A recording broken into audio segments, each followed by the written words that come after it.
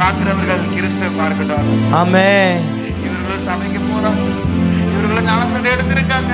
ஆனா அதே துன்மார்க்கமான பேச்சு, அதே பாவமான காரியங்களை செய்து கொண்டிருக்காங்க என்று நம்மளை குறித்து யாருமே சாட்சி சொல்லக்கூடாது. ஆமென். அது போல சாட்சி வரக்கூடாது. ஆமென். இந்த சபைக்கு போறாங்க, இயேசுவை ஆராதிக்கிறாங்க. இவங்க எவ்வளவு நீதியா இருக்காங்க, எவ்வளவு அன்பா இருக்காங்க. நீங்க நீதியா இருந்து பாருங்க, நீங்க அன்பா இருந்து பாருங்க. நாம் சொல்லாமலே அநேக பிரச்சனை போடுவாங்க.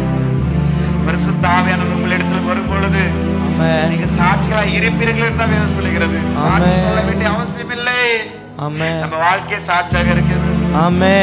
ஆண்டவர் நமக்குள்ளாக வெளிப்படுகிறாரா?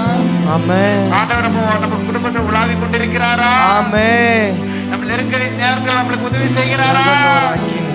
வேதத்தை படிக்கிறோமா? உலகால பண்ணிட்டு செபிக்கிறோமா? இல்ல ஞாயிற்றுக்கிழமை கடமைக்கு சபைக்கு வரோமா?